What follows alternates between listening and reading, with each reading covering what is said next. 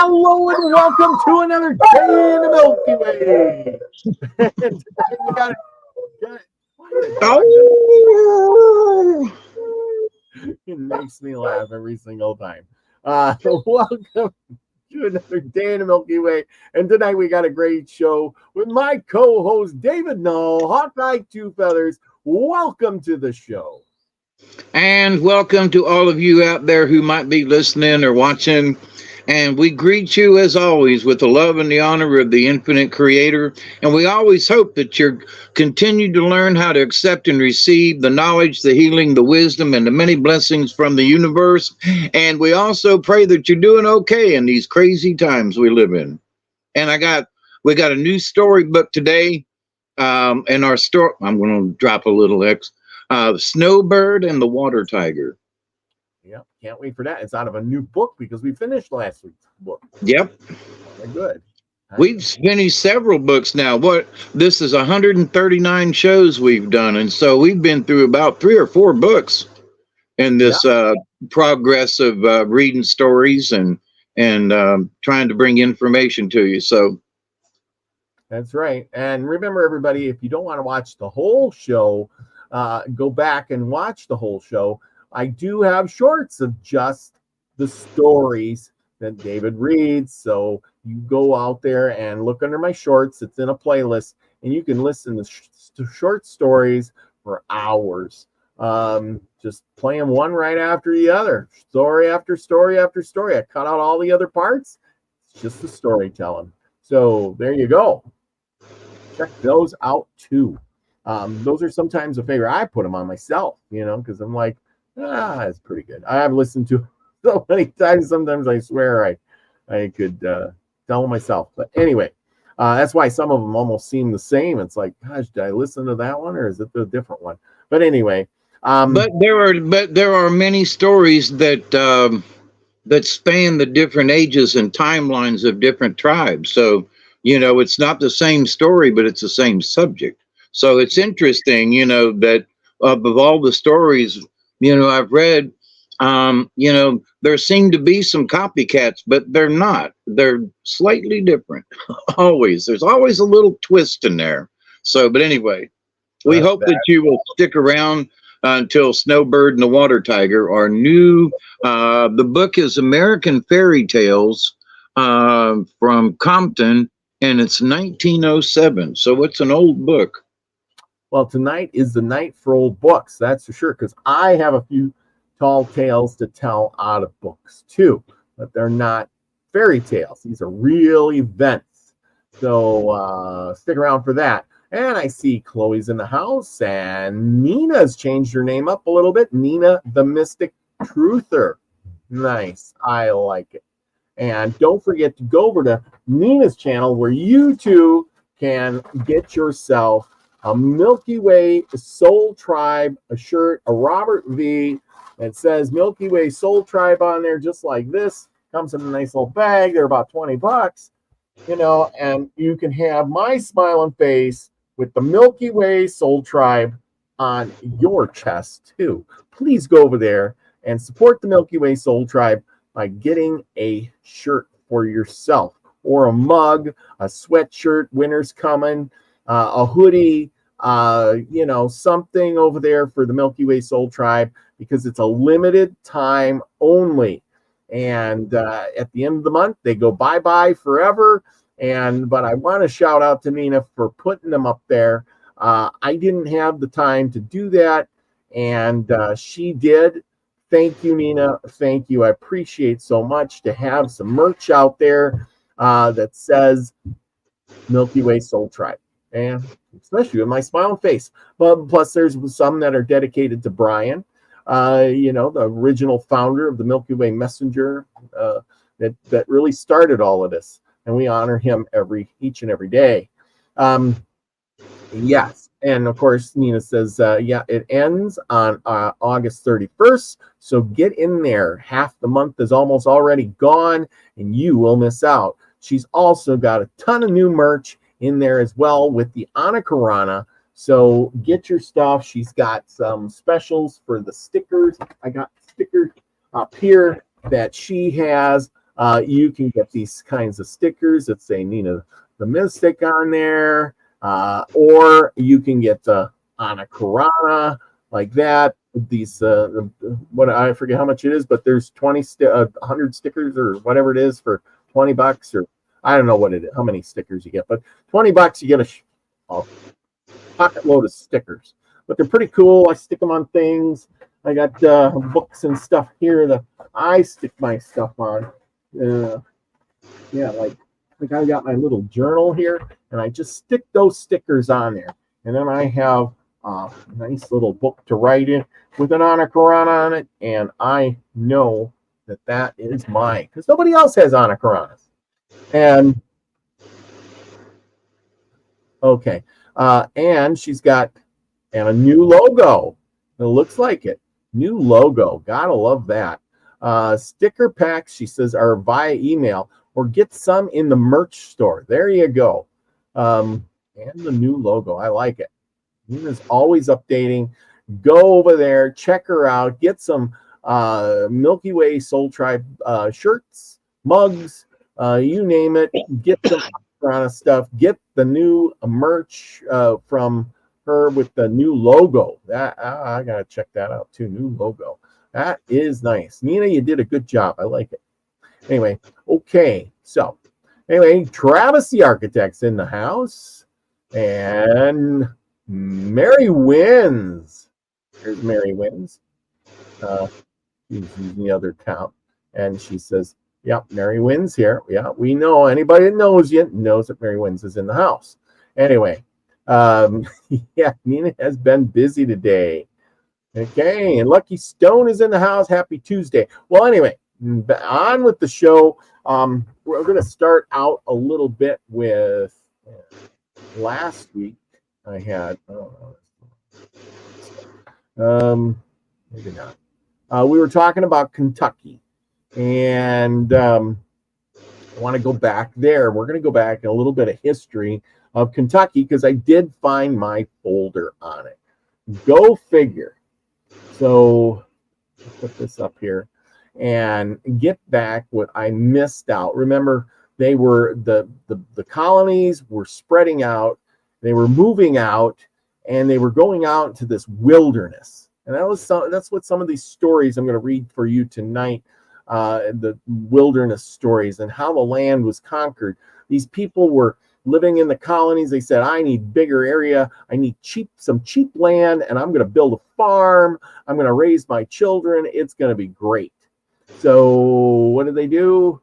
They went ahead and they moved out there, and here we go. This is where it all started. I got a screen to share. Okay. And voila, just like that. Okay, we're going to move this up. Okay, indigenous Americans in Kentucky. The myth of an empty Kentucky, once perpetrated by land speculators in the 1700s, had a lasting effect on the people's understanding and beliefs about the presence of indigenous Americans in the state. Remember, we talked about it. And really, the tribes didn't settle there. It was kind of like the big, giant hunting ground. Because they had some superstition that something bad happened there in the past. Many different tribes once called Kentucky home, including the Cherokee and the Chickasaw and the Shawnee. We talked about them last week. The Shawnee hunted and lived in the bluegrass region. These clans were part of the larger Shawnee tribe who lived in the Ohio Valley, with most of the other major villages and the settlements being in Ohio, Pennsylvania, and West Virginia.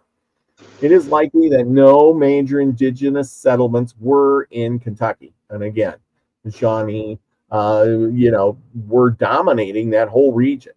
However, the archaeology of the state, from rock art, cave paintings, and arrowheads, and ancient pottery shards, proved that the indigenous Americans lived throughout the state prior to European contact. Of course, you got open land, people are going to go out there. Indigenous Americans were forced from their homelands, including Kentucky, because of European settlers.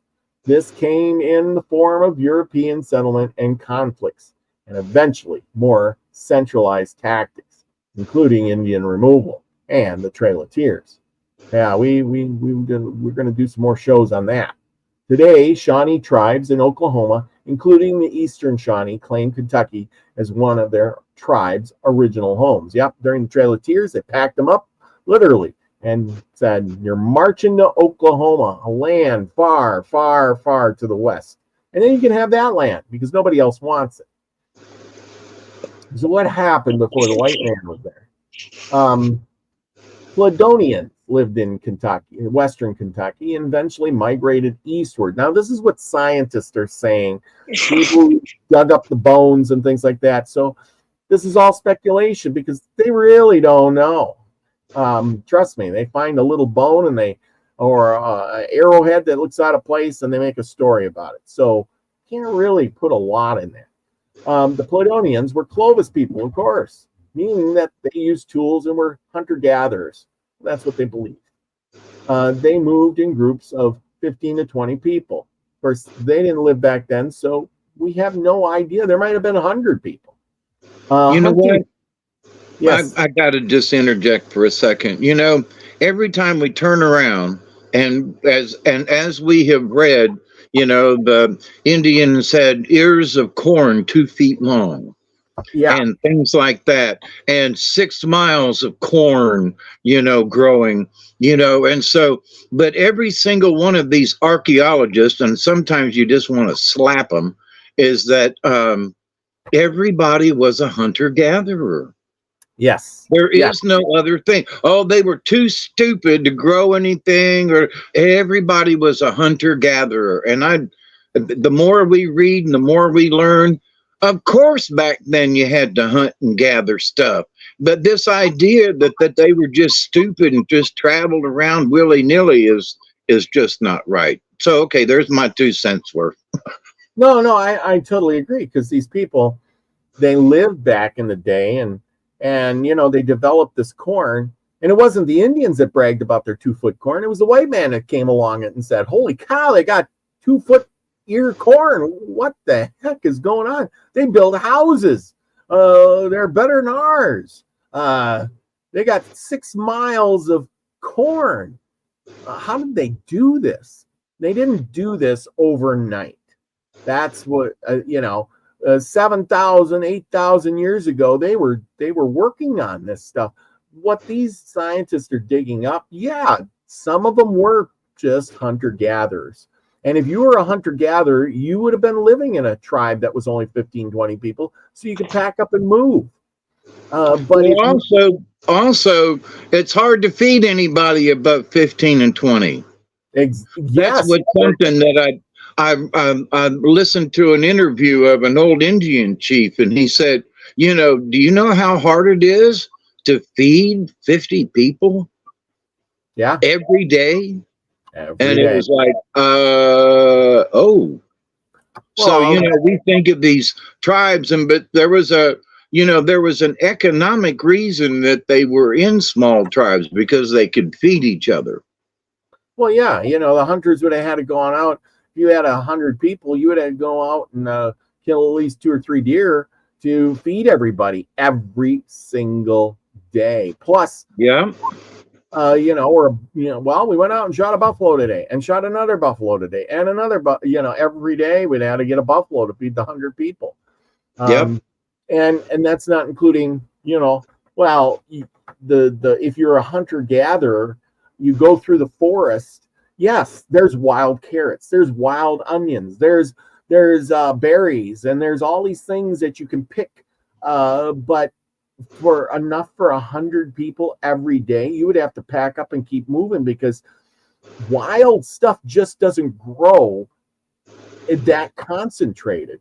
That's just not the way nature is. Oh, look, a giant patch of wild carrots here. You know what I'm saying? Oh, and that wild patch of carrots would be cultivated and gone. So, but one of the things that the natives always did, though, they never picked everything. They always left something, so if they found wild garlic, they'd pick a bunch, but they'd leave some, or whatever it was. But as Robert is reading about this, just remember that, the natives, and they were hunter-gatherers. Well, they had to, but this idea that to me, it presents that they were stupid. All they could do was hunt and gather stuff and move around, and it was a whole lot more than that. Yeah, and that's exactly, that's why I almost hate reading about this stuff in a way, because I feel kind of guilty I'm presenting it. And it's sad because I shouldn't be feeling guilty that I'm telling like lies, because I don't think it's lies, but I don't think it's the truth either. Well, look at today. You turn on the news and you got this perspective, Yeah. and then it's like, but is that perspective the right one? There are lies being told all around and this and that. And so, but back in the day, so the white people had a set mindset, and those folks came from England. And so they had that English European mindset that they brought with them. Yes. So anybody that didn't think about this, anybody who didn't think like them were the enemy. Yes. Absolutely. And we got that still today. I mean, UK's arresting people for, speaking out on the internet or whatever. Anyway, keep going. Yeah.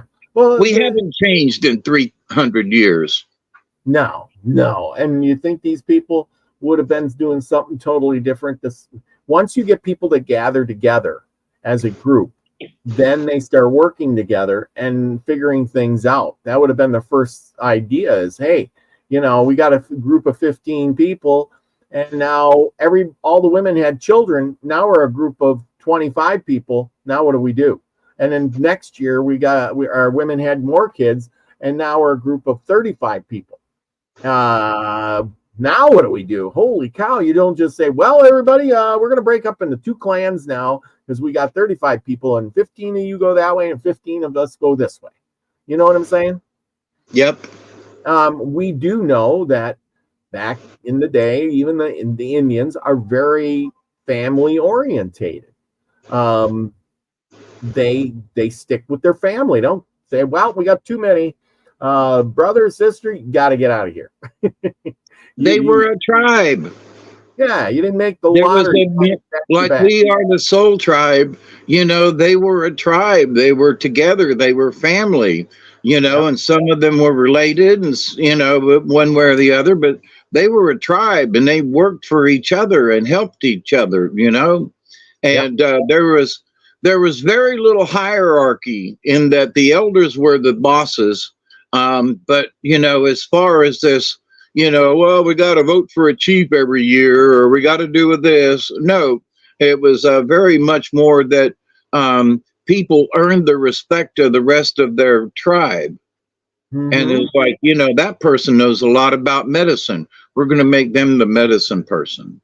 Well, and they were elevated because of their knowledge. Yeah. Well, I totally agree with that. See, but here, look at, if you read these words, we're spending way too much time on this bull, I guess, that these groups of 15 or 20 people hunting mammoths and mastodons. Now, why would you be hunting a mammoth for 20 people? Or a mastodon? Do you know what risks that would have been to kill a giant elephant that could squish and kill you if you only have 15 or 20 people in your group? Because some of them, half of them are probably women and children. So you got 5 guys that go out to kill a giant elephant, and then what, are you going to drag it back? Are these people superhuman strong? I'd see none of that makes sense. I could see you got 100 people and you in your group, and you have to go kill a mammoth once in a while, but see, none of that makes any sense. And I mean, everybody has, I've been to the zoo and seen an elephant, a couple of times. So, but this idea that, wait a minute, I'm a hunter gatherer and I'm going to choose one of the biggest critters to kill it. Yeah. When you can hunt a deer, it's not going to kill you. Maybe even a buffalo, run it off a cliff or something. It's going to be a lot safer. Of course, back then there was elk, and there was all kinds of other critters too. It wasn't just you know, we got to kill all the mammoths because they're killing the forest or something. You know what I'm saying? It's like, oh, Right. there's so many of them. And here's the thing. So all these archaeologists and folks are all given the same narrative, you know? Yeah. Oh, 8,000 years ago, the caveman was hunting down the woolly mammoth with spears. Well, yeah, okay. What else do you have? But are you sure he was hunting down the woolly mammoth? Really? I mean, they might have found spear points or something in some mammoths, but I seriously doubt that's what, oh, come on, Joe, we're going to go out and hunt us a mammoth today. All right, Bill, and off they go.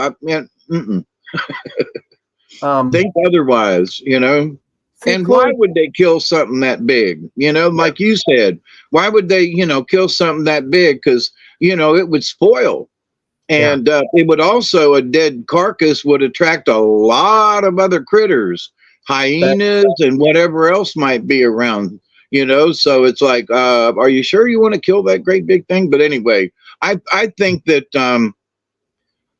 the narrative that archaeologists try to portray is way out of whack. That's why I'd never make a very good archaeologist. I'd go, nah, they were up to something else. I bet you they were tracking small critters and stuff, and rabbits were, they could probably snare them. They learned how to snare things and catch them, and, but anyway, continued. Chloe says, they were superhuman strong, but that's enough meat for several months. Yeah, that would have been, but the risk involved in killing one of those giant critters could have been, you could lose 2 guys trying to kill it. And besides that, how many arrows and spears would you have to throw into that mastodon or mammoth thing to actually kill it? I don't think I'd be there doing that. Because the only real place to kill it would be in its chest. So, arrows and spears on its back and legs and all that would just piss it off. Well, and she also says that they would dry out the meat. Yeah, I believe that. They've been doing that for hundreds of years. That's a good way to keep meat. Plus, they would use every part of the animal in their livelihood. Yes, absolutely. But she also says, why would they kill buffalo or bison? Well, because it's a smaller critter. It's small. It's probably easier to run a buffalo off a cliff than a mastodon or a mammoth. I would think it would probably, And the stories are that the bison were a lot more lethargic. So they were a lot less apt to charge at you or try to kill you unless you just got right in front of it. But, and the stories go that the buffalo was a giveaway. In other words, its reason for being here was to feed and clothe the populace. But a mastodon, I don't know. I mean, I can't imagine the hide. I'm sure they killed him, but the idea is that all the archaeologists go right to the mastodon. They always go right to the biggest critter. That's exactly what they say here. It says the 15 or 20 people hunting mammoths and mastodons. And I'm thinking, well, what is that? Their main diet of food is mammoths and mastodons, and that's why they went extinct. Because there were so many of them that got trampled. It was like, that was a hairy business, Exactly. Anyway, going on for the next, then I love how they group this stuff together for the next 7,000 years. You really know 7,000 years from 8,000 BC to 1,000 BC. Indigenous Americans continued to live in Kentucky. Archaeologists have named these Palladian descendants Archaic peoples. As the Ice Age ended, Kentucky's climate became milder, with summer lasting longer. As these peoples were also hunter-gatherers, no permanent settlements were used. Indigenous Americans during this time, however, valued Kentucky for the fauna in the region: deer, elk, bears, rabbits, squirrels, and raccoons. By 1000 BC, the climate of Kentucky was similar to the climate in the state today. Population size of Indigenous Americans grew. Although these people still moved in with the season, they began to move less frequently and began returning to locations because they started gardening. Well, it makes no sense why they would just start gardening. Maybe, all of a sudden because they didn't want to move around. But see, it's like, oh, we kill all the mastodons. Now we're going to kill all the buffalo. We're going to start hunting smaller deer, elk, bear, rabbits, things like that. And I just don't buy this. And besides that, as we've looked at the native populations and the houses that they built out of twigs and branches and things like that, if you built one of those, after 100 years, there is going to be no trace of that thing left. Literally nothing. You're going to have maybe the fire pit and to go off of, and that is pretty much it. Not really much there to signify a building of any sort when you didn't put up a building. You put up a wigwam or something like that. There, in 100 years, when you made it out of bark and tree branches, there's nothing to see. I mean, heck, your house that you have today, and if you just let it go, in 100 years, it would fall down and become a pile of rubble. In 200 years, it would be covered up by brush. And in 300 years, you wouldn't even know it existed. And that's kind of how I look at it. But then just add on 1,000 years or maybe 2,000 years, your house that you live in today would be unknown. And how do you expect them to go back and say, oh, they moved around a lot and they lived here and there, when you're living in a wigwam that is made of twigs and branches and some bark? How can you estimate that? Even if you built a log house back then, there'd be no way to tell 1,000 years later. That's right. And I mean, look at the houses we've got now, the vinyl siding and stuff like that is like, some of that might last, but the wood would be rotted and turned to dust. So imagine coming upon a big pile of this, vinyl in 200 years going, oh, I wonder what this was, Yeah. Oh, yeah, I totally agree. They must have used that vinyl for some kind of sacred act.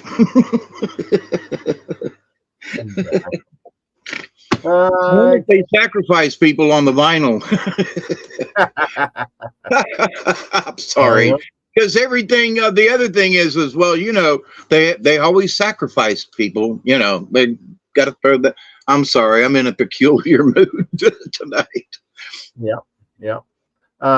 Chloe says, well, they claim they live in teepees. Well, yeah, teepees or whatever is logs and hides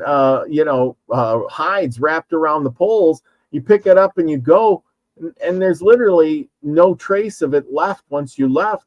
The grass grows back, a little bit of erosion, and you can't tell it was ever there. Especially 100, 200, 1,000 years later, a tree grows up there.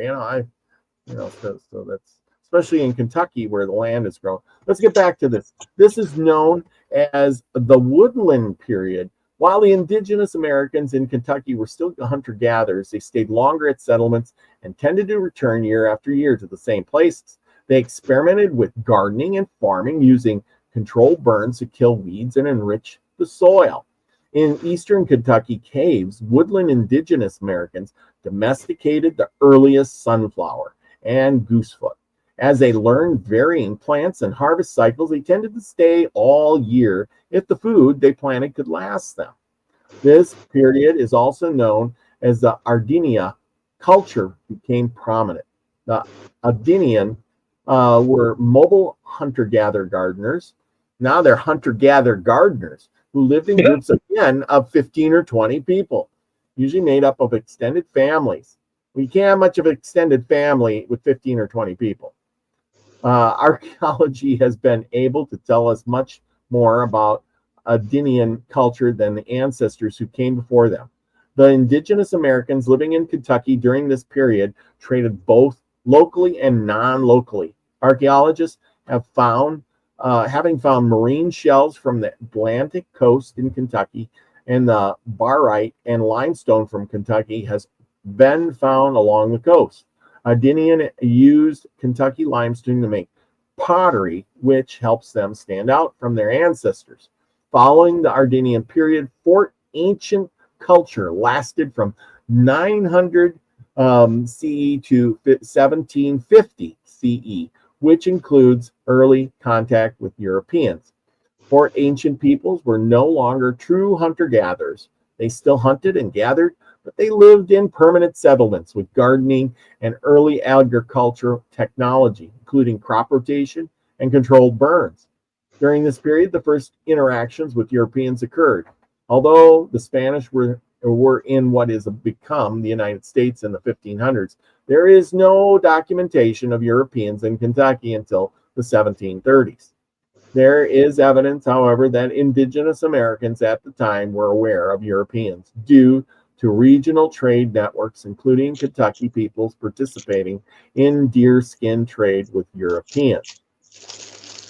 And there you go. There would be their Fort Ancient culture. They were making forts too. See, that's the thing. What all of a sudden this theory, came together and said, "Hey, we can build a fort to protect us from our enemies." But let's take what you just read, and that they weren't hunter gatherers. Now they're hunter gatherer gardeners. Well, now let's just say they weren't hunter gatherer gardeners for the last 7,000 years. Yes. I mean, where did they learn how to be hunter-gatherer gardeners? So probably because for thousands of years, these folks figured out that running around the countryside all the time was tiresome. And every month or so, they had to move their camp. And wait a minute, that would get tiring. So I would think that over the thousands of years, they would have passed down the information. And these archaeologists just assume, because they find bones in different periods, they name them, these Indians were this branch, and this branch was this one. And found out just here recently, here in the state of Georgia, there's a lot of evidence that around 800 AD, when the Mayans and everybody down on the Yucatan Peninsula disappeared, they ended up in Georgia, of all places. And there's a lot of evidence. And it's like, what? So there are a lot of the Cherokee and a lot of the folks, which would include this group in Kentucky. Because if the Mayan were in North Georgia, it ain't part of Kentucky, considering. But so many of these indigenous peoples, the Cherokee and anyway, I can't, the Creek and so forth, the Muskogee, and their ancestors may actually have come from Mexico. Yep. Oh yeah. So this idea that these guys have come up with this rendition, but anyway, but the more things go on and the more that history is uncovered, it's like nothing is just as simple as some of them folks tried to say. But now, when was that book written? What? Which book? What you're reading from? Oh, this was on internet. Oh, okay. See, like I said, the stuff that we see here, and then once you start reading about stuff, it's just not the same. So that's what we're going to read about a little bit about tonight. I got an old book here, and I'm only going to read a little bit out of this book, and then I'm going to tell those stories. But I'm paging through this, and this book here, it's really old. It is from, gosh, I want you guys to see this, because this is really cool. It's an old book, another one of my old-time purchases. It was written in 1819. It's really brittle, but as you can see, the handwriting and the inscription inside somebody wrote is beautiful. I mean, it is David Livingston, March 29th, 1823. Wow. Yeah. Almost exactly 200 years ago. Yeah, and this book is history. 1823. So it's 100. Yeah. Wow. 100. Oh, well, this is 2024, so. Yeah, 200 years ago. Yeah. This is the history of the discovery of America, of the landing of our forefathers at Plymouth, and their most remarkable engagements with the Indians in New England, from their first landing in 1620 until the final subjugation of the natives in 1679. Wow. You know, and subjugation. Wow. Means capture, or you know what I mean. Yeah. Anyway, this here was printed in 18. It says printed by Stephen Sewell for the author and his office, 1819. So there had to be some work before that. So this is really early 1800s work, and I mean I gotta start reading some more of this, but I just turn the pages and just start reading, and it's fascinating. And we can this is called the Indian Wars, and in the years, and I'm just going to read a little bit out of here. This is chapter 6, invasion of New York and New England, and the destruction of Schenectady by the French and Indians in 1690. It's just amazing. In the year 1690, the Mohawks, having made several successful expeditions against the Canadians, the Frontenac, I don't know what that means, to raise the depressed spirits of the latter, dispatched several parties of French and Indians to attack the frontier settlements of New York and New England. The detachment of nearly 500 French and Indians under the command of Monsieur P. Alibat de Wallet. Oh, I'm pronouncing that wrong, but that's French. Le Wallet Lee Wayne and Lee Wayne were dispatched from Montreal for this purpose. They were furnished with everything necessary for winter campaign. After a march of 22 days, they on the 8th February reached Schenectady. Yeah, they had on their march been so reduced. Wow, they're marching in the middle of winter. Now remember, there ain't plowed roads either. They've been so reduced as to harbor thoughts of surrendering themselves prisoners of war to the English. Imagine marching in the winter. Yeah, I would want to surrender too. I give up. Yeah, it's the 8th of February. You know how cold it must have been? You're marching, and it's like, yeah, look at that. Looks like a straight line right there. Let's go. Can I bring up something just as a curiosity? Yeah. It's 1690, right? Yes. When was Plymouth Rock? 16 I don't know. But here's my point.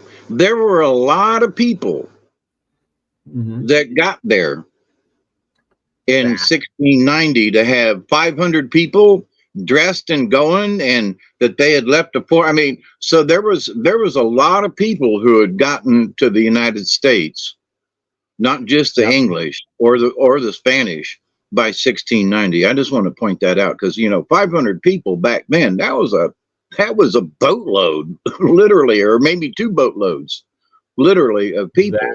So but anyway, and provisions. Yes, and provisions. Okay, so they were going to do as prisoners of war, the English, but their spies, who had been for several days in the village entirely unsuspected, representing in so strong terms the defenseless state of the inhabitants, as determined them to make an immediate attack. They found the gates open and unguarded. Remember, everybody was living in forts at that time, unguarded, and then they entered them about 11 o'clock at night, and better to effect their hellish purpose, divided their main body into several distinct parties of 6 or 7 men each. The inhabitants were in a profound sleep and unalarmed until the enemy had broken open the doors and uplifted tomahawks were surrounding their beds. before they had time to rise, and the savages began the perpetration of the most inhuman barbarities. No language can express the cruelty with which were committed in less than 1 hour. Less than 1 hour, 200 of the unfortunate inhabitants were slain. The whole village erupted in flames. The detail of the cruelties committed by the barbarians cannot be read without horror. They ravaged, rifled, murdered, and mutilated the inhabitants without distinction of age or sex, without any provocation or excitement. Then brutal lust and the warrantness of barbarity. Pregnant women were ripped open and their infants cast into the flames or dashed against a post of doors. Such monsters of barbarism ought certainly not to be excluded from the privileges of human nature, and hunted down as wild beasts without pity or sensation. A very few of the inhabitants escaped in their shirts. Remember, this is in the winter. In a severe stormy night, they fled to Albany. 25 of the fugitives in their flight perished in the cold.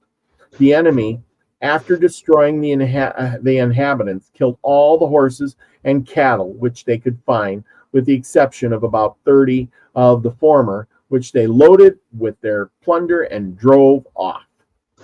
Wow. I don't even know what to say to that. Like, can you imagine you're in a settlement, you're in a fort, somebody left the gate open, and all of a sudden, it ain't like today where you got people and cars and policemen to call and cell phones. I mean, when it was quiet out there, the only thing you're hearing is the crickets and frogs. And in the winter, you're going to just hear the howling of the wind in the trees and the bushes. There's no street lights, there's no nothing. And all of a sudden, you have 500 men show up and are standing over your bed with tomahawks and torches, and they're killing you. All of you. You know what I mean? It is, I can't imagine. And then the horrors, like I said, that they, no wonder why the Indians got a bad name as savages and barbarians, because because that's the way they did warring, was, hey, you're my enemy, you are nothing, you are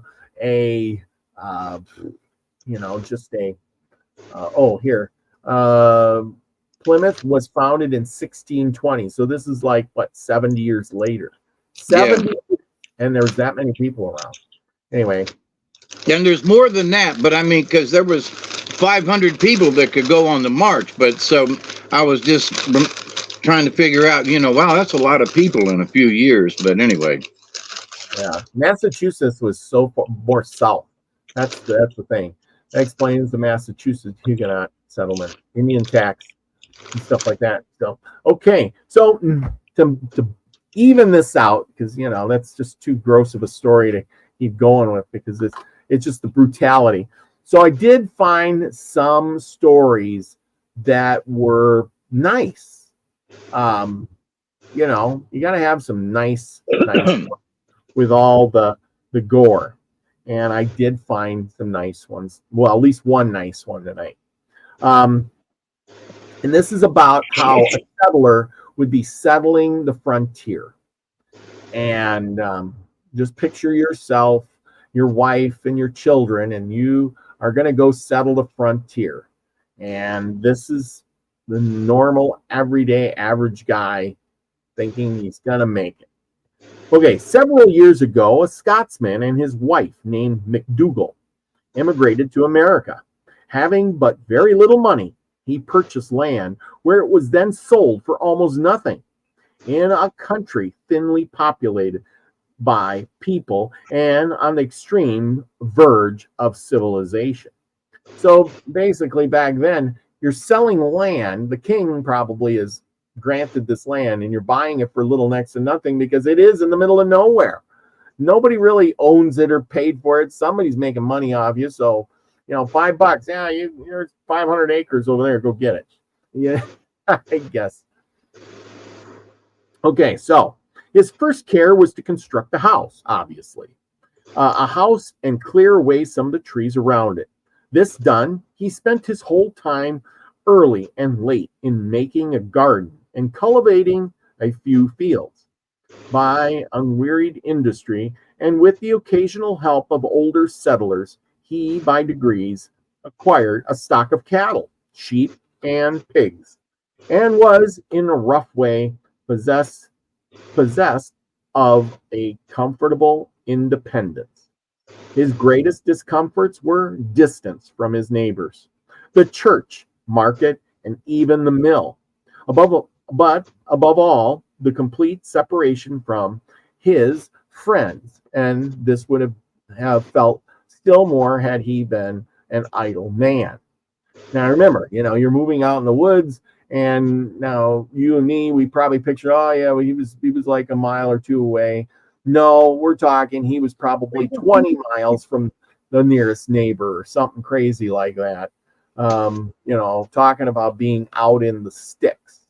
One day, Farmer McDougal, having a quantity of corn to grind, knowing that the distance was considerable and the road none of the smoothest, set out in the morning at sunrise, hoping he should reach home again before dark.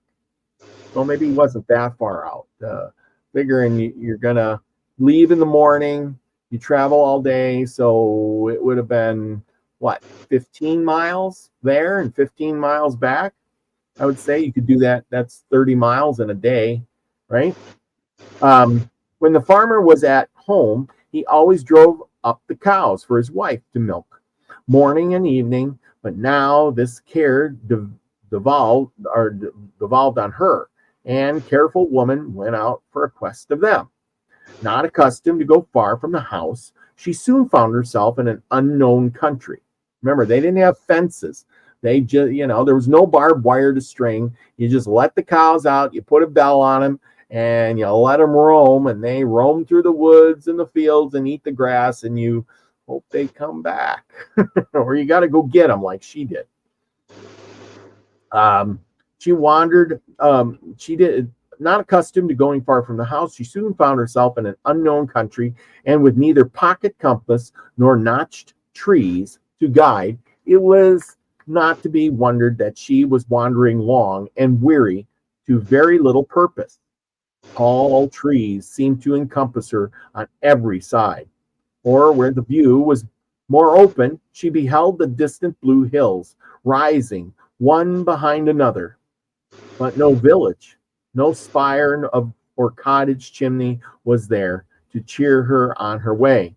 And fatigued with the search and despairing of finding the cattle, she resolved, while it was yet light, to retrace her steps homeward. But this resolution was more easily formed than executed. She became completely bewildered. She knew not in which direction to turn, and at length, with tears in her eyes and her mind depressed almost to distraction, she sunk to the ground. She had not rested there many minutes before she was startled by the sound of approaching footsteps.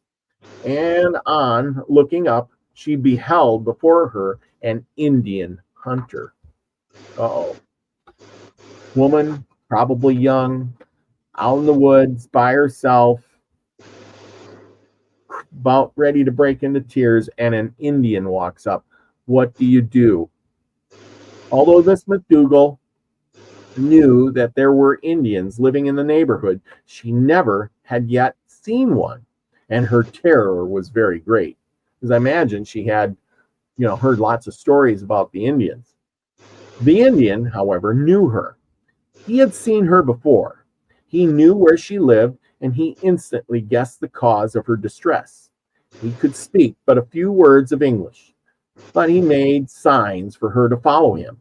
She did so, and after a few minutes' walk, they arrived at the door of an Indian wigwam.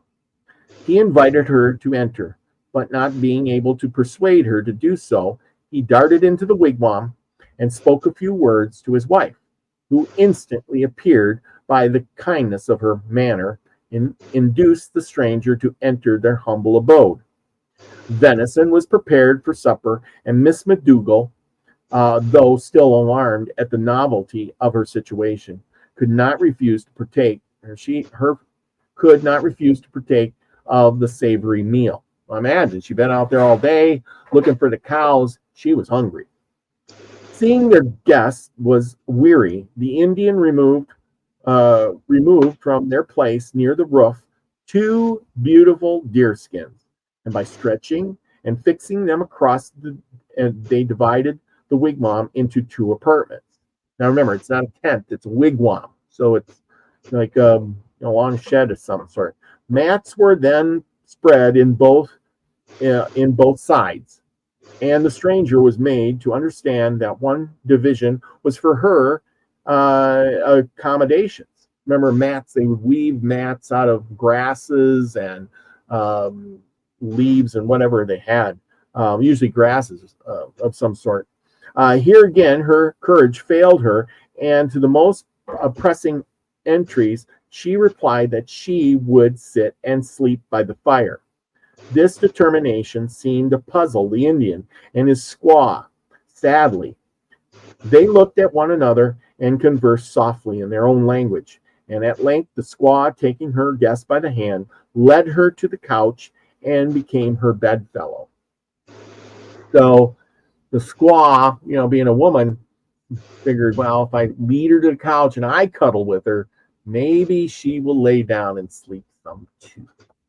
How nice. In the morning, she awoke, greatly refreshed and anxious to depart without further delay. But her new friends would not permit until she had eaten of their corn, cakes, and venison. Then the Indian accompanied his guest and soon conducted her to the spot where the cattle were grazing. These he drove from the woods on the edge, with which Miss McDougall described to her husband, who was equally delighted at seeing her, as her absence from home all night had caused him great unease. They invited their Indian benefactors to their house, and on his departure presented him with a suit of clothes. Remember, money wouldn't have meant much to the Indian, but clothing. Remember, we talked about clothes, cloth. That was a big deal. 3 days after he returned and endeavored partly by signs and partly in broken English to induce Mr. McDougall to follow him into the forest. But he refused. Time was precious to him, who had to work hard for everything he possessed, and the Indian repeated his entreaties in vain. The poor fellow looked grieved and disappointed, but a moment later a sudden thought struck him. He hit on an expedient which none but an Indian hunter would have thought of. Miss McDougall had a young child, which the Indian's quick eye had not failed to notice. Now, wait a minute. I'm going to stop right there. So, while Miss McDougall was out looking for the cows, and Mr. McDougall was on the road going to town for the corn, where was the young child all of this time? Home alone? Yeah. With Mr. McDougall? Well, obviously it wasn't with Mrs. McDougall because she was all alone. You know what I'm saying? So there's a puzzling question. Would you leave a young child? Young child? This is like a baby. Miss McDougall had a young child. It just says young child, doesn't look, which the Indian's quick eye had not failed to notice. And finding that his eloquence was completely thrown away upon the parents, he approached the cradle. So this was a really young child in the cradle, like a baby. So Miss McDougall abandoned her baby and went and looked for the cows for a day. Oh my goodness. We'd have none of that nowadays. The cradle, he approached the cradle, seized the child, and darted out of the house with the speed of an antelope. The father and mother instantly followed, loudly calling on him to return, but he had no such intention. He led them on, now slower, now chose. Oh, these pages stick together. Remember, this is a really old book. Faster, and occasionally turning towards their daughter and holding up the child to their view. It is needless to go into all the details in this singular journey, further than to say that the Indian is stead on enticing them to his own wigwam, as they expected, halted at length on the margin of the most beautiful prairie, covered with the richest vegetation, and extending over several thousand acres. In a moment, the child was restored to its parents, who, wondering what so strange a proceeding could mean, stood a while, panting for breath and looking at one another in silent astonishment. The Indian, on the other hand, seemed overjoyed, and the success of his maneuver, and he never did a human being frisk about with laughter and elation with a greater animation. We have heard of professor of signs, and if such a person were wanted, the selection would not be a matter of difficulty, so long as the remnant exists of the aborigines of North America. All travelers agree in describing their gestures as highly dignified and their countenance intelligent. And we have Mr. McDougall's authority for stating that the hero of this tale proved himself a perfect master of the art of eloquence. His broken English was nearly in these words. So the Indian was just super happy that he followed him, gave him back the daughter, and danced around and did his signs and tried to communicate, but Mr. McDougall didn't know what he was saying, just looked really happy. But the Indian did speak. You think Indian treacherous. You think him wish steal the child. No, no. Indian has child of his own.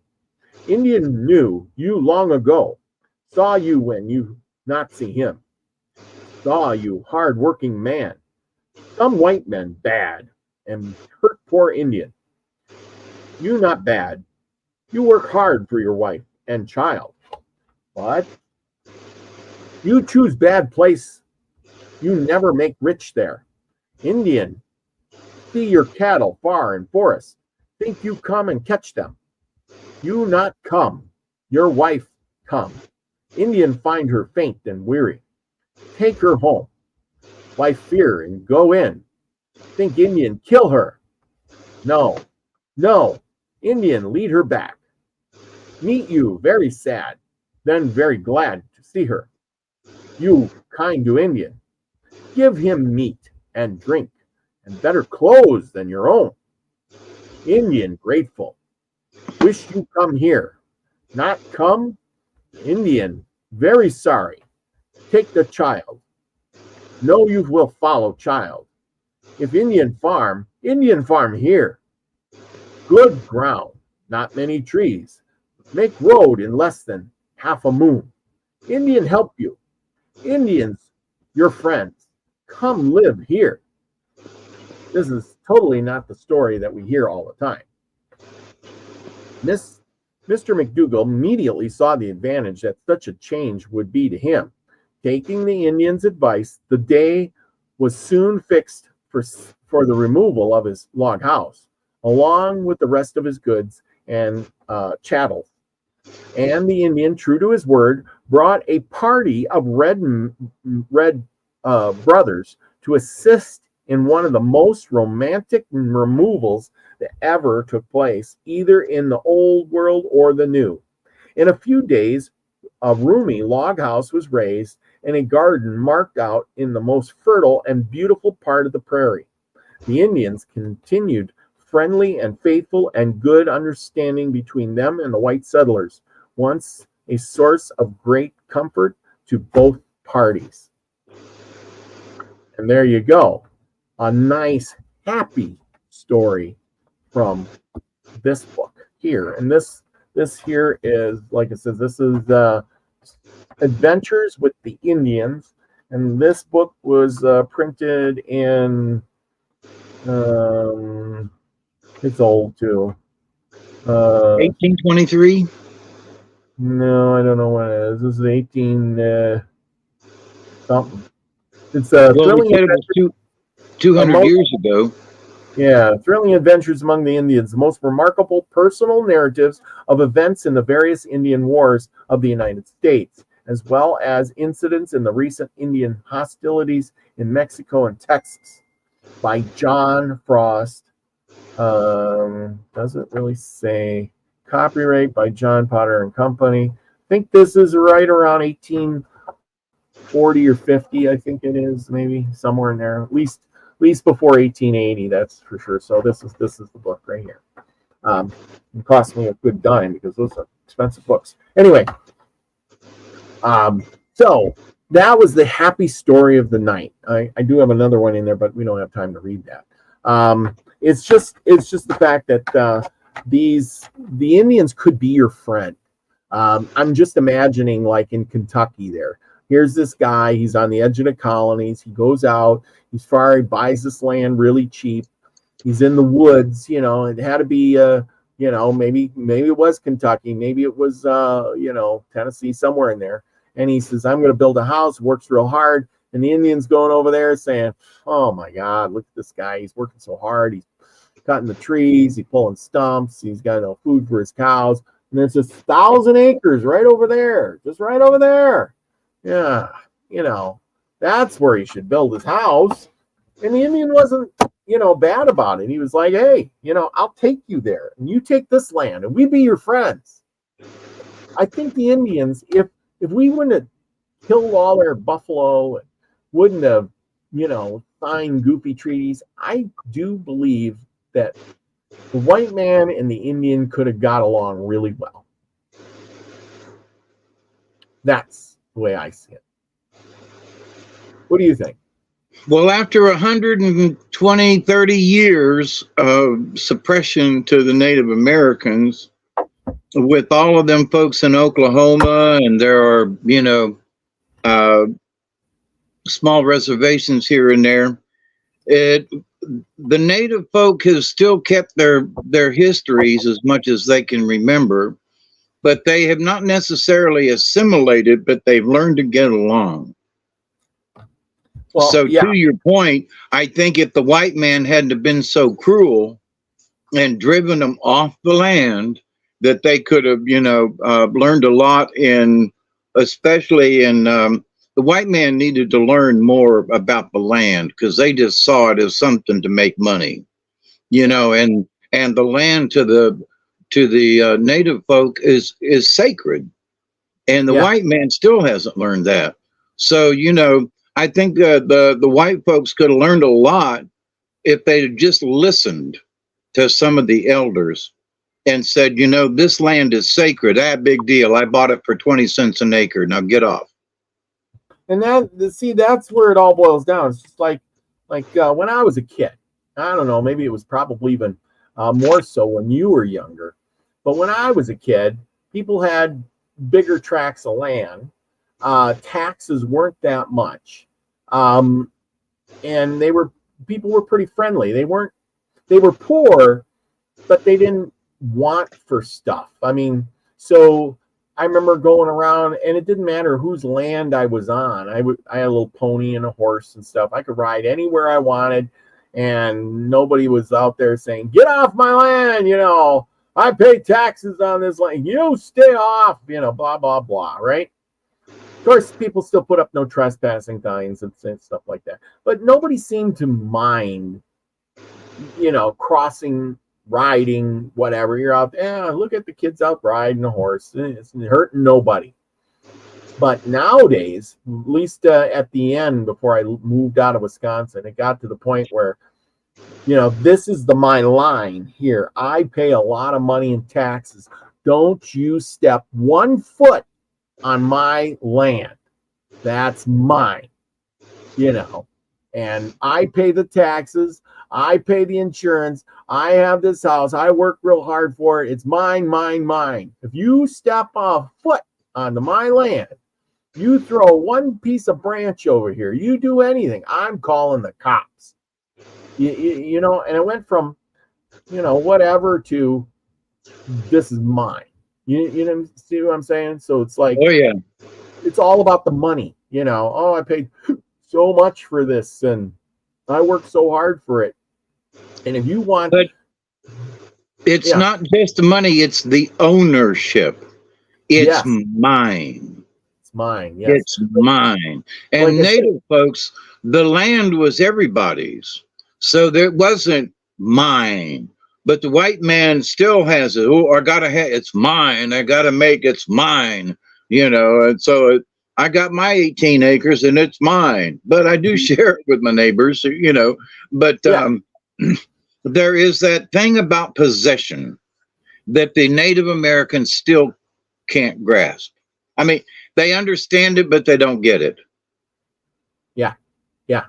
No, exactly, because this doesn't seem the same. I mean, but that's where the white man had this mentality of, what is mine? I paid for it. This is mine and only mine, not yours.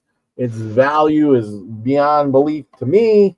And the Indian's like, there's lots of land out there, and now they're not making more land, and I think that's what it's all about. And then of course, like we said, it's about, hey, I worked this land, and now I pay taxes on this land in order to live here, because if you really look at it, taxes is a form of renting. You're renting if you quit paying the taxes, they come and get your land, no matter how much you own.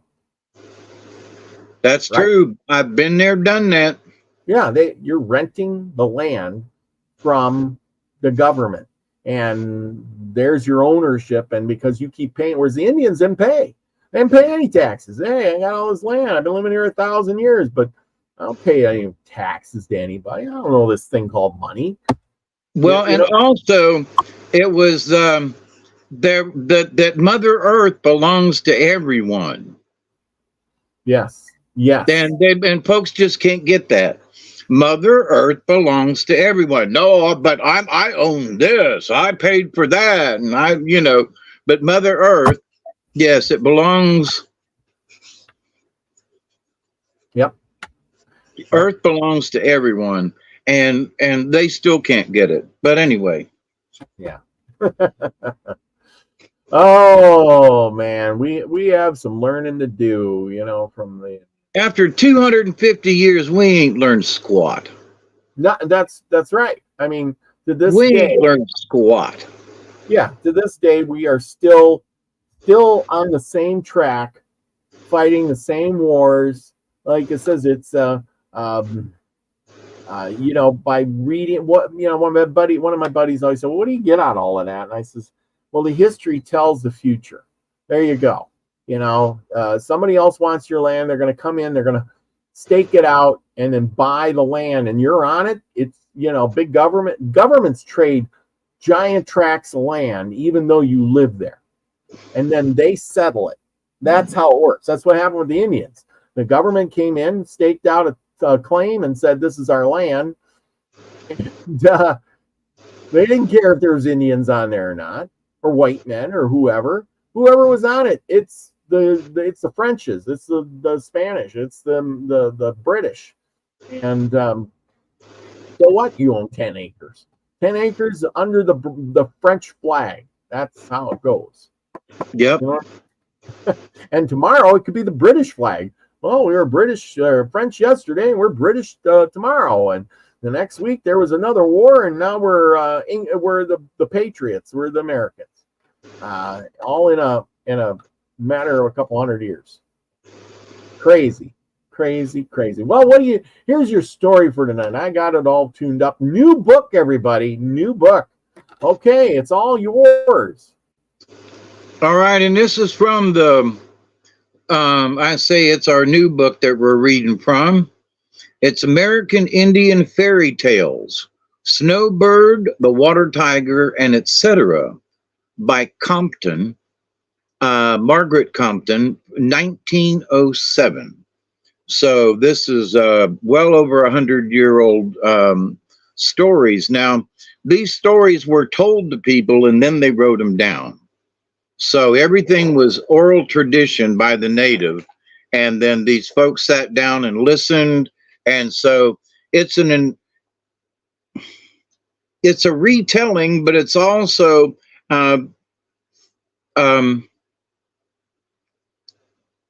what am I trying to say? It's sort of a translation. It's like, well, you know, I listened to this man tell this story and then I wrote it down in my words. So this is what we have. So here we go with this story. First time in this book. Sit back and listen. It's about 6 or 7 pages long. We'll see. Snowbird and the Water Tiger. Snowbird was the much-loved wife of Brown Bear, the brave hunter, whose home was on the shore of the Great Lake. He kept the wigwam well supplied with food, and Snowbird's moccasins were the finest in the tribe, save only those of the chief's daughters. Even those owed much of their beauty to the lovely feathers that Snowbird had given them. If you had asked her where she got them, she would have answered proudly, "My husband brought them from the chase." Besides Brown Bear and his wife, there lived in the wigwam their own dear little papoose, whom they called Pigeon. I'm trying to get my page to scroll down. Hang on a second.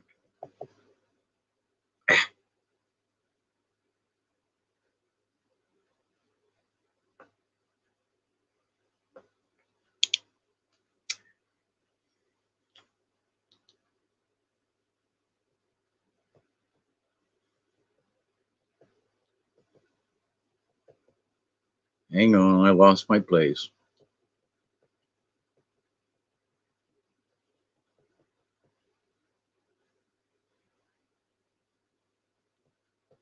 I'm going to start over. I can't believe that this thing just jumped 9 pages.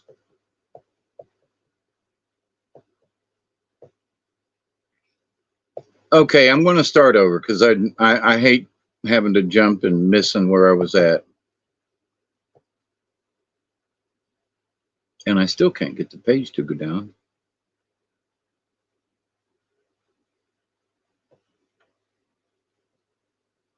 I'm having the error is, and there was something going on in the background of my computer. So please forgive me. Let me start over.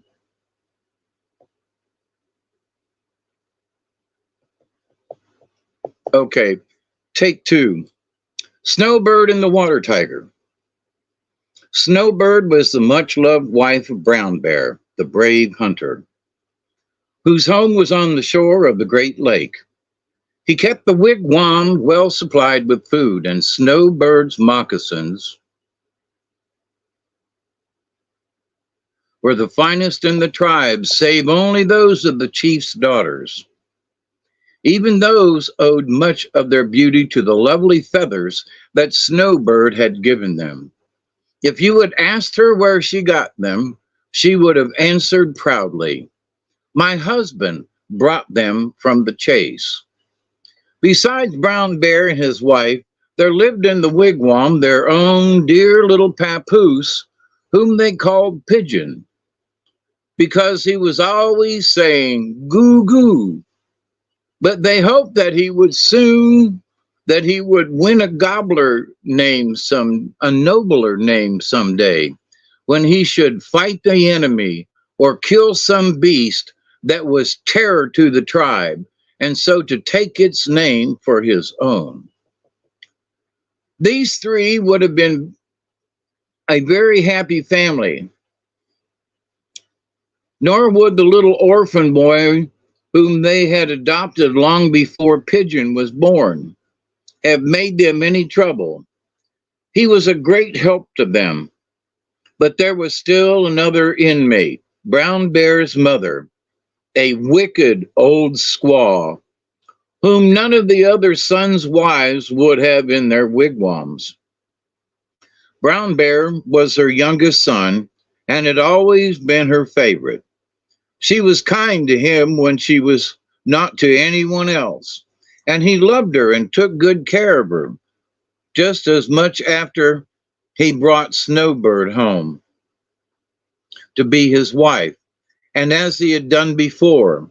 But the old woman was jealous, and when Brown Bear brought in dainty bits, such as the moose's lip and the bear's kidney, and gave them to his wife, she hated her and grumbled and mumbled to herself in the corner by the fire. Day after day she sat thinking how she could get rid of the intruder, as she called her daughter-in-law. She forgot how she had married the only son of a brave chief and had gone to be the mistress of his wigwam. And he had been as kind and good to her as her son was to Snowbird. One day, when the work was all done, the old woman asked her daughter-in-law to go out to see a swing she had found near the great lake. It was a twisted grapevine that hung over a high rock, but it was stout and strong, for it had been there many years and was securely fastened about the roots of two large trees. The old woman got in first and, grasping the vine tightly, swung herself further and further until she was clear out over the water. "It is delightful," she said. "Just try it." So Snowbird got into the swing. While she was enjoying the cool breeze that rose from the lake, the old woman crept behind the trees, and as soon as the swing was in full motion and Snowbird was far out over the water, she cut the vine and let her drop down, down, down, not stopping to see what became of her. She went home and, putting on her daughter-in-law's clothes, sat in Snowbird's place by the fire, hiding her face as much as possible so that no one should see her wrinkles. When Brown Bear came home, he gave her the dainties, supposing she was his wife, and she ate them greedily, paying no attention to the baby, who was crying as if its heart would break. "Why does little Pigeon cry so?" asked the father. "I don't know," said the old woman. "I suppose he's hungry." Thereat she picked up the baby, shook it soundly, and made believe to nurse it. It cried louder than ever. She boxed its ears and stuffed something into its mouth to keep it quiet. Brown Bear thought his wife very cross, so he took his pipe and left the wigwam. The orphan boy had watched all these doings and had grown suspicious. Going to the fire, he pretended to brush away the ashes, and when he thought the old woman was not looking at him, he stirred the logs and made a bright flame leap up so that he could plainly see her face. He was sure that something was wrong. "Where is Snowbird?" asked he. She, said the old woman. "She is by the lake, swinging." The boy said no more, but went out of the wigwam and down to the lake. There he saw the broken swing, and guessing what had happened, he went in search of Brown Bear and told him what he had discovered. Brown Bear did not like to think any wrong of his mother and therefore asked her no questions.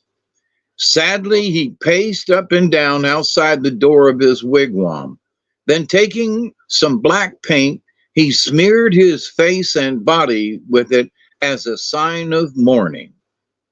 When this was done, he turned his long spear upside down and, pressing it into the earth, prayed for lightning, thunder, and rain, so that his wife's body might rise from the lake.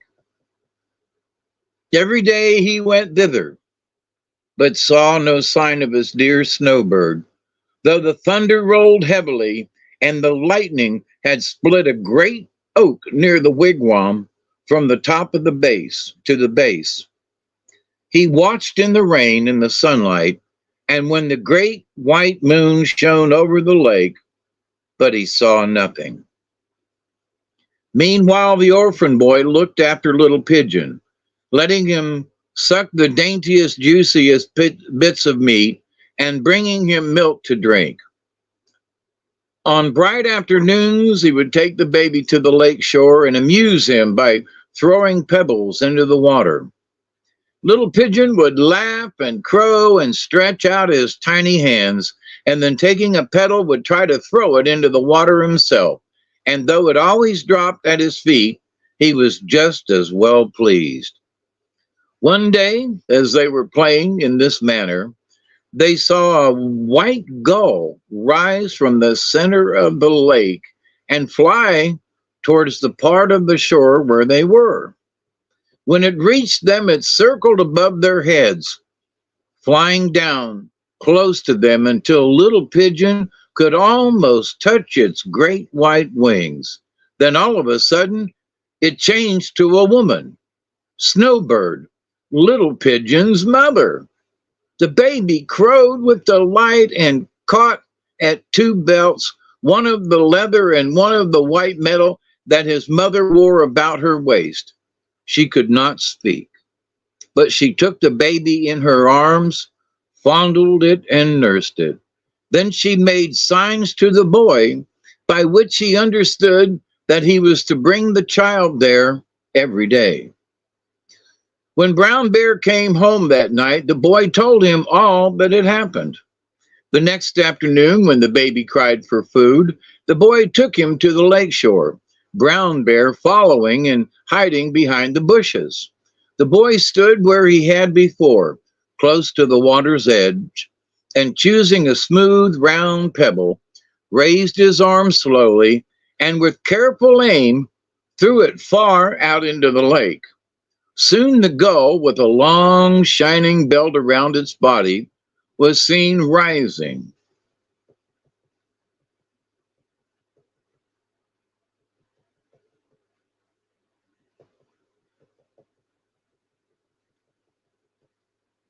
It came rising out of the water.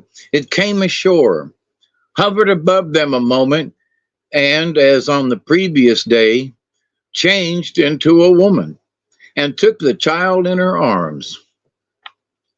While she was nursing it, her husband appeared. The black paint was still on his body, but he held his spear in his hand. "Why have you not come home?" he cried, and sprang forward to embrace her.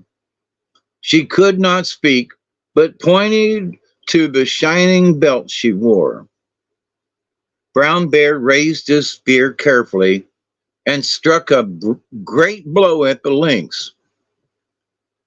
They were shivered to fragments and dropped on the sands, where anyone seeing them would have supposed they were pieces of a large shell.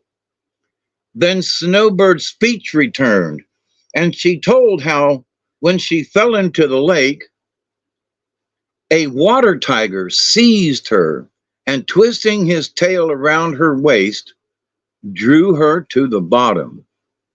There she found a grand lodge whose walls were blue, like the blue jay's back when the sun shines upon it.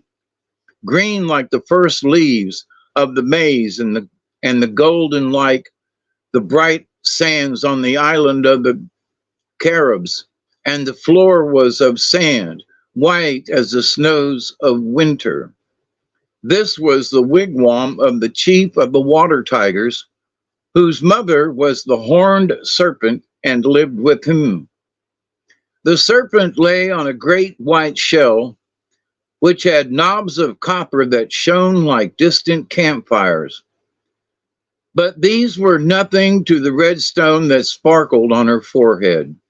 It was covered with a thin skin like a man's eyelid, which was drawn down when she went to sleep. Her horns were very wonderful, for they possessed of magic. When they touched a great rock, the stone fell apart, and there was a pathway made through it wherever the serpent wanted to go. There were forests in the water tiger's country, trees with leaves like the willow, only longer, finer, and broader, bushes and clumps of soft, dark grass. When night came and the sun no longer shone down into the lodge, and the color went out of the walls, there were fireflies, green, blue, crimson, and orange, that lighted up the bushes outside the water tiger's wigwam, and the most beautiful of them passed inside and fluttered about the throne of the serpent, standing guard over her while the purple snails, the day sentinels, slept. Snowbird trembled when she saw these things and fell down in a faint before the great horned serpent. But the water tiger soothed her, for he loved her and wanted her to become his wife. This she consented to do at last, on condition that she should be allowed to go back sometimes to the lakeshore to see her child. The water tiger consulted his mother, who agreed to lend him a seagull's wing, which should cover his wife all over and enable her to fly to the shore. He was told, however, to fasten his tail securely around her waist, lest she should desert him when she found herself near her old home. He did so, taking care to put a leather belt around her, for fear the links of white metal might hurt her delicate skin. So she lived with the water tiger, kept his lodge in order, and made moccasins for the little water tigers out of beaver skin and dried fish scales, and was as happy as she could have been anywhere away from her own brown bear and little pigeon. When the old woman, Brown Bear's mother, saw them at the door of the wigwam, she leaped up and flew out of the lodge and was never seen again.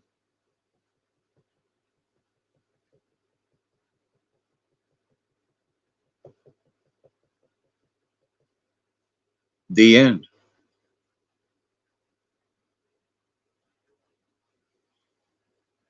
So, she fell into the water and felt trapped. And so she kind of felt like, well, I guess there's only one thing for me to do, and that's to, become his wife. Yep. But after all of that, it seems that, she made it home. The brown bear broke the belt, and she didn't say that, but we can assume that if she went back to the wigwam, mother left and was never seen again. Yeah, that's the way to chase. Fitting into a nasty mother-in-law. Right. That is right. Well, there you go. I hope you enjoyed that one. I sure did. That was a good one. New book. I like it. Yeah, and I'm sorry, but my computer was doing something in the background, and then when I tried to get the page to go down, it just froze. So, but I started over so we could, if you're going to republish it. excuse me, you won't have any interruptions. And some of I'll tell you, even with my new glasses, sometimes those sentences get a little close. And I'm getting cataracts, so sometimes it's a little difficult for me to read some of this stuff, but I'm proud to be able to read it, and I hope you all enjoyed that story. And we've got a whole bookload of stories to be able to tell in the future. So come back. I like it. More stories, the better. Yep. People like the stories. I like the stories. Heck. Now, okay, card time. What do we got? well, while we was yakking earlier, Okay. I pulled cards, and there's 4 of them, 3 of which are upside down. And interesting, but there's Lynx, Weasel, that's upside down, Otter, which is upside down, and Skunk, which is upside down, which is interesting that, 2 of them are, the weasel and the otter could be in the same family, long and sleek. But there's no birds or insects in this. And there's 3 of them upside down, but that doesn't necessarily mean bad, but just curiosity. So anyway, Lynx is the first one up, number 18 in the book.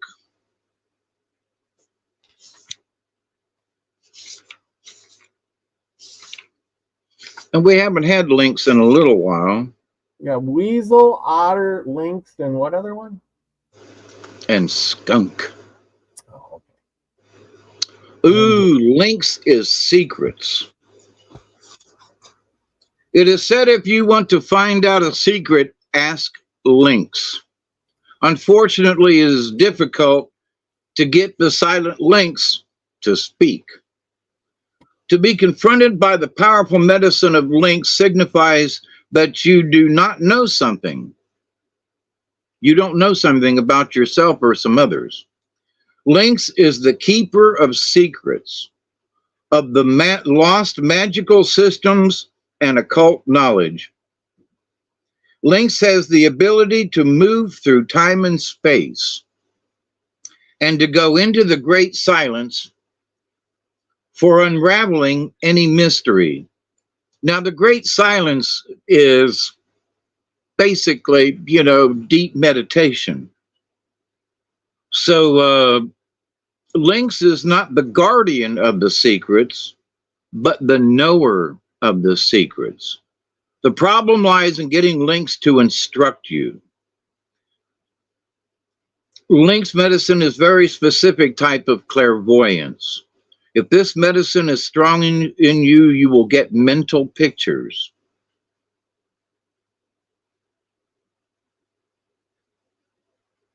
You will see fears and lies and self-deceptions.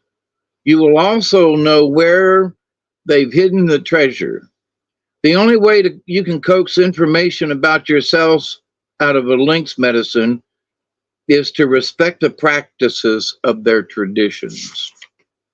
So the offerings of tobacco and that type of thing. So if you're asking a prayer, it's always nice to have a little bit of tobacco to go with you. If Lynx is at your door, listen.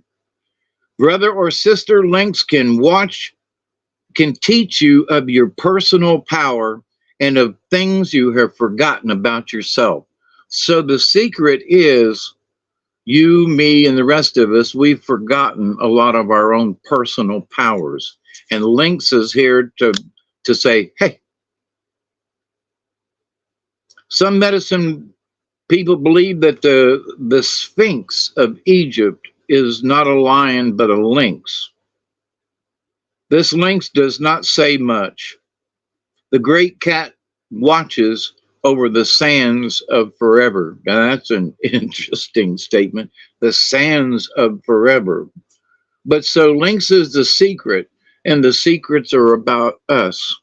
We have to learn what our old secrets were. Weasel is number 33, upside down. Weasel is stealth. Weasel has an incredible amount of energy and ingenuity, yet it is a difficult power totem to have. It is not without significance that ermine or weasel pelt is worn by royalty. Weasel ears hear what is really being said. So Lynx says to listen. Here's Weasel with its ears to listen. The chief sent Weasel to the enemy camp to smoke them for power. In other words, they went around to smoke them, was to find out what they had.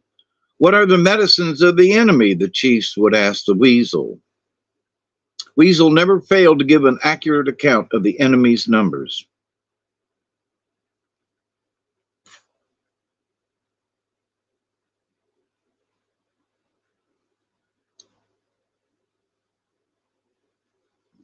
Weasel fur changes color with the seasons. Silent Weasel has many lessons to teach you. Weasel could confound the Great Spirit, pick Great Spirit's pockets, and leave the Great Spirit contemplating his divine navel. That's how stealthy Weasel is. But it's upside down. In the contrary position, look out for intrigue. So Lynx is saying there are secrets coming, and now we've got intrigue. Someone may be using covert tactics to weasel into the hen house. Perhaps you should lock your doors and dress your teenager like a nun. Another message of reversed weasel is to acknowledge why you have been doubting your own feelings. So that's interesting, because here's Lynx trying to say we got secrets about yourself, and the message may be that is to acknowledge why you've been doubting your own feelings. Weasel upright observes all actions, feelings, and situations with keen senses. In the contrary, these abilities of observation are dulled until confusion sets in. If you want to write the situation, start by shaking the dullness out of your head and observing the obvious. No one can fool you if you watch your step. Honor your knowing and seek the hidden reasons and use discretion in the process. Interesting. Lynx got the secrets, and you need to, yep. You need to honor your knowing and seek the hidden reasons. Otter, number 8. It's still another critter that, scurries about. Number 8. That's way down here. Oops.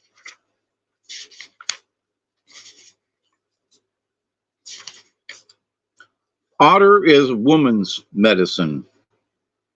The medicine held by Otter is a set of lessons in female energy.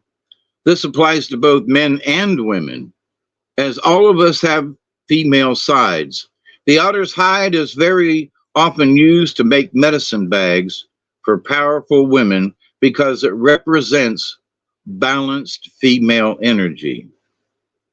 Otter is very caring of its young and will play for hours, performing all kinds of acrobats.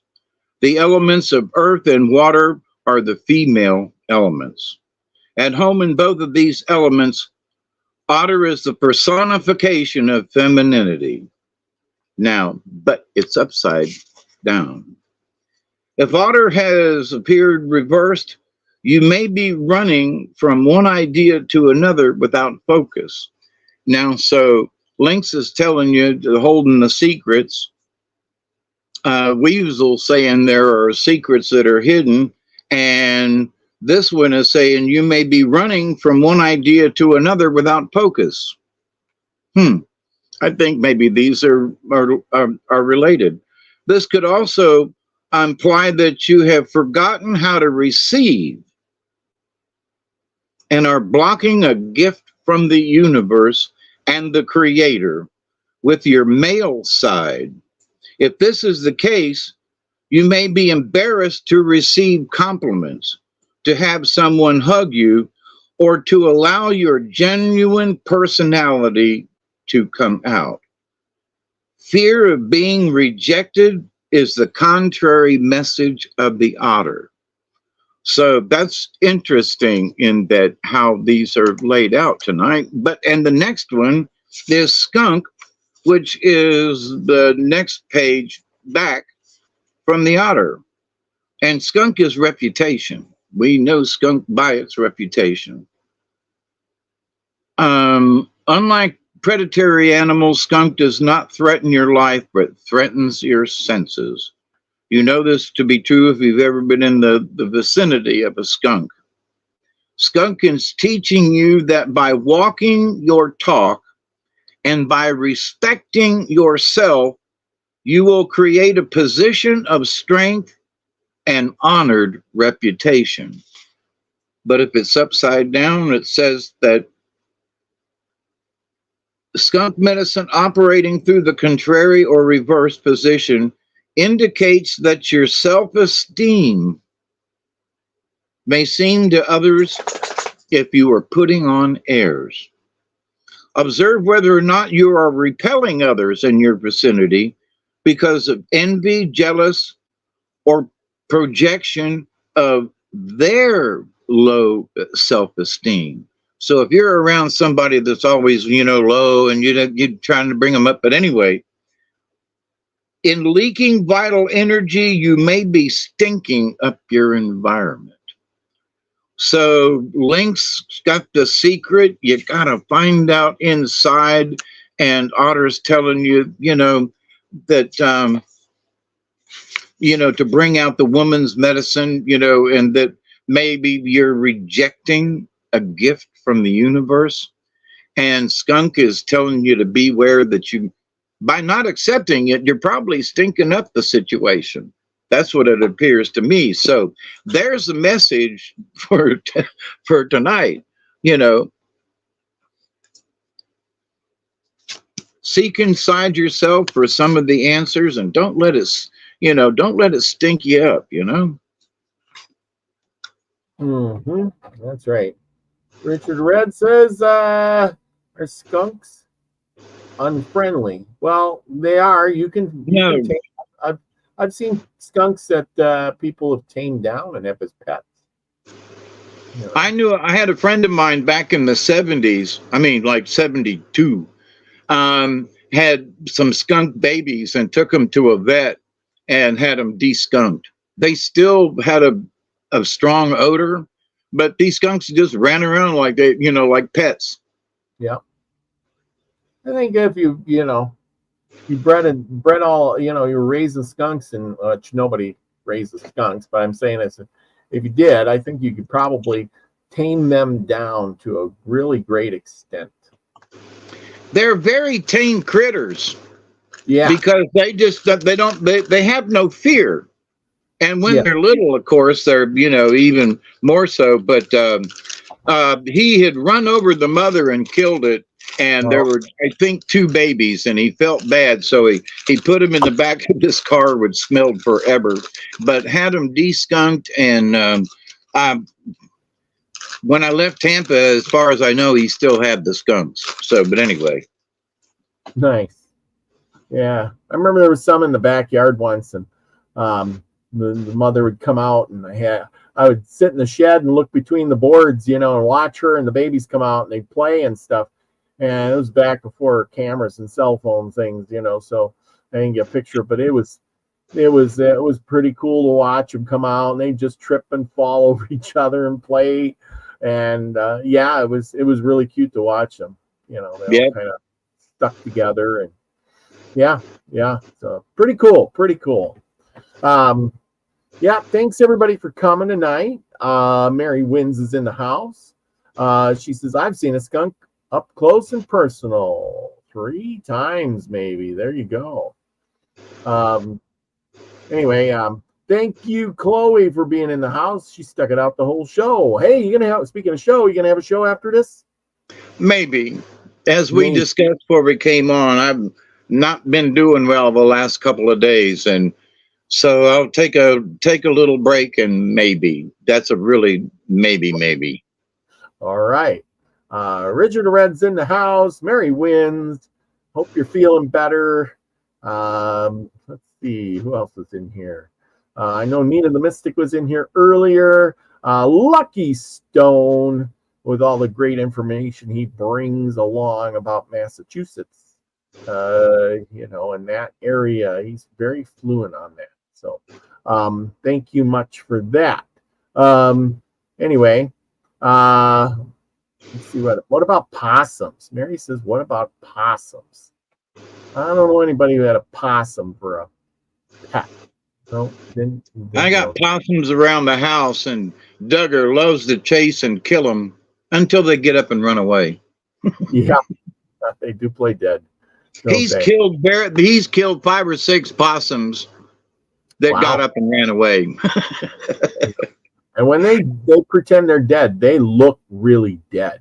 They smell it. I mean, because he's like down there with his nose, like, and kind of kicking them, and they like won't move, and he looks around and walks around the possum and like, okay, it's dead, and leaves it, doesn't care. And I go back outside, usually out this back door, and it'll be curled up deader than a doornail, and come back in the house and go get some coffee and walk back out there. It'd be gone. Susie Q's in the house. Love y'all bunches. Thank you all. I love you all, and thank you so much for your prayers and kindness for both of us over the years. This is 139 shows we've done, and many of you have been with us over the years, and I just want to say thank you for being with us and and hanging out. It means a lot to me. And I know it does to Robert too, because no matter how we feel, we're still here every Tuesday if we can. So thank you all for being with us. I really do mean that. Yep. Thank you, everybody. Looks like Lucky had a possum. It rehabilitated and lived in the barn. It was like an ugly house cat. Everyone else hated it. Yep. They're ugly. So there you go. Richard says, congratulations on 139. Next week will be 140. Holy cow. Yeah. Boy, oh boy, pretty soon we'll be doing our 200th show. Well, anyway, we're working on 150. That's right. We're getting close to that 150. There you go. Thank you, everybody. Another one in the bag. We're gonna sign off a little early today because we're not early tonight. Yeah, we're under the weather a little bit today. So with that, remember, everybody, if you enjoy these stories, listen to them later on the shorts. And remember, I got really good book stories here, and David's got a whole new book. Join us next week. Don't forget, this next coming Sunday, I will be on Nina's show, Sunday Live. We'll be talking about I Pet Goat number 3. What kind of wisdom and future telling does that have for us? Remember, go out and get your own Milky Way Soul Tribe shirt right there on Nina's merch channel. And a link is in the description below, and you too can have a Milky Way Soul Tribe shirt. Thank you, everyone. Yep, have a great week. Thank you, Lucky. And we're going to have another great show on Saturday. So join me then and there. Remember, go out and do something nice for somebody. Make it from the heart. That's all I ask. Do it. And also, the message for today is look inside yourself and see if there's something you may be denying gifts from the universe. And as you always hear me say, I always pray that each and every day that each and every one of you will continue to learn how to accept and receive the knowledge, the healing, the wisdom, and the blessings from the universe. And tonight's cards are saying, if you may be blocking it, there may be messages and gifts for you, but if you're not receiving it and accepting it, well, keep an eye on it, my friends, because the cards are kind of clear tonight, That's right. That is so right. And with that, remember, everybody, go out, be the frequency you want to receive. It's always the best. Love you all. Peace, everybody. Cheers. And